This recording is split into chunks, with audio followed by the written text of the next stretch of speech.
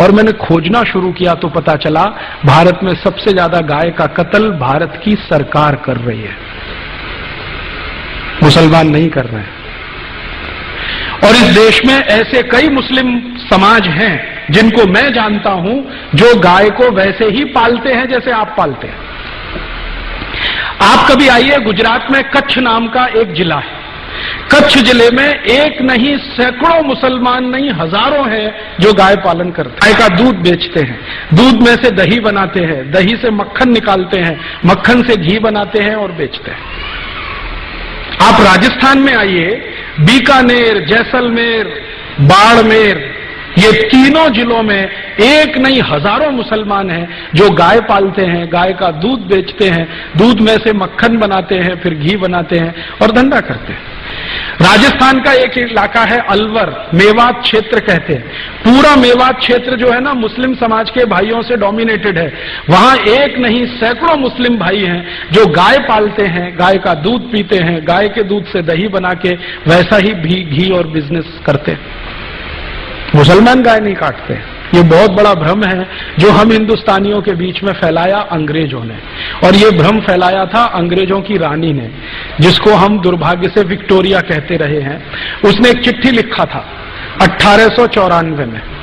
अंग्रेजों का एक अधिकारी हिंदुस्तान में था, उसका नाम था लैंसडाउन, गवर्नर था इस देश में।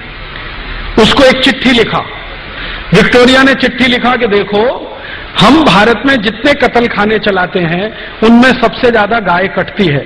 ये भारत के हिंदुओं को पसंद नहीं है क्योंकि ये उनकी अधिष्ठात्री है, माने हम उसको पूजनीय मानते हैं, मातृ समान मानते हैं। हिंदुओं को पसंद नहीं है और वास्तव में मुसलमान भी नहीं पसंद करते गाय को मारना और उसको खाना। गाय तो हमारे लिए काटी जाती है, माने अंग्रेजों के लिए काटी जाती है। अब भारत में हिंदू और मुसलमान कभी एक हो गए और गाय बचाने में लग गए तो हमारी सरकार नहीं चलेगी भारत में। इसलिए तुम एक काम करो कि जितने कत्ल खाने चल रहे हैं गाय काटने के लिए, उनमें मुसलमानों की भर्ती कर दो और हिंदुओं को बताओ कि गाय देखो मुसलमान काट रहे हैं। तो हिंदुओं की भर्ती नहीं, मुसलमानों की भर्ती कर दो। हिंदुओं को बताओ कि गाय मुसलमान काट रहे हैं, कट हमारे लिए रही है, काट रहे हैं मुसलमान, खाते नहीं है, हम खा रहे हैं, काट रहे हैं ये। हिंदुओं को जब ये पता चल जाएगा, ये दोनों एक दूसरे को लड़ मारेंगे और ये लड़ने लगेंगे तो हमारी गद्दी सुरक्षित रहेगी और हम भारत पर 1000 वर्ष तक राज करेंगे। ये विक्टोरिया की चिट्ठी है, लैंसडाउन को 1894 में लिखी गई। इस चिट्ठी से पढ़कर मेरे समझ में आ गया कि पॉलिटिक्स क्या है इस देश में। पॉलिटिक्स ये है कि गाय कटे अंग्रेजों के लिए और लड़ते रहे हिंदू मुसलमान। हम एक दूसरे को गाली देते रहें, एक दूसरे की टांग खिंचाई करते रहें और अंग्रेज मजा करते रहें। इस तरह से अंग्रेजों ने वो एक जो पॉलिसी है ना, बांटो और राज करो, डिवाइड एंड रूल, वो ये है। तो इस डिवाइड एंड रूल में हमको फंसाया, गाय को कटवाया और एक दो नहीं करोड़ों गाय को कटवाया इस देश में। एक कत्ल खाना जो कलकत्ता से शुरू हुआ, धीरे धीरे भारत के हर कैंट एरिया में फैल गया। 350 कैंट एरिया अंग्रेजों ने स्थापित किए, 350 कत्ल खाने बना दिए। गांधी जी इन्हीं की खिलाफत करते थे अंग्रेजों के जमाने में। गांधी जी को बार बार लगता था कि ये कत्ल खाने बंद होने चाहिए। और गांधी जी के पहले एक और बहुत महान व्यक्ति हुए इस देश में जिनको बहुत पीड़ा होती थी इन कत्ल खानों के चलने से। उनका नाम था स्वामी दयानंद सरस्वती, जिन्होंने आर्य समाज की स्थापना की। उन्होंने तो अपने जीते जी एक फौज तैयार कर दिया गोरक्षा के लिए। स्वामी दयानंद सरस्वती ने एक संगठन बना दिया जिसका नाम आर्य समाज, आज तक जीवित है।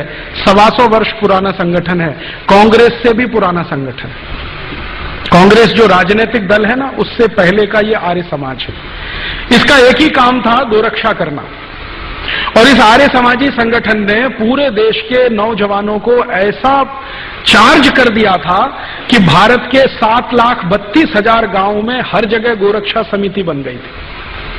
1870 से ये शुरू हुआ और 1894 में आकर ये आंदोलन अपने सबसे उच्चतम शिखर पर था। और 94 में जब ये आंदोलन उच्चतम शिखर पर था तो भारत के हिंदू, मुसलमान, सिख, ईसाई, जैन, पारसी, बौद्ध सब मिलकर गोरक्षा में लगे हुए थे। और अंग्रेजों के सामने एक प्रश्न खड़ा कर दिया था कि एक भी गाय कटेगी तो अंग्रेजों की खैर नहीं। तो अंग्रेज घबरा गए थे। इसी घबराहट में रानी ने चिट्ठी लिखी थी 1894 में कि अगर इस आंदोलन को तोड़ना है, हिंदू मुसलमानों को लड़ाना है, तो तुम ये काम करो कि सारे कत्ल खानों में मुसलमानों की भर्ती करो और हिंदुओं को बताओ कि गाय ये काट रहे हैं। और जब ये खबर अंग्रेजों ने फैलाई, उसके बाद इस देश में हिंदू मुसलमानों के दंगे शुरू हो गए। मैं आपको विनम्रतापूर्वक बताना चाहता हूं कि 1894 के पहले इस देश में एक भी हिंदू मुस्लिम दंगा नहीं हुआ। पहला हिंदू मुस्लिम दंगा 1894 दिसंबर में हुआ, रानी की इस चिट्ठी के बाद, और उसके बाद लाइन लग गई दंगों की।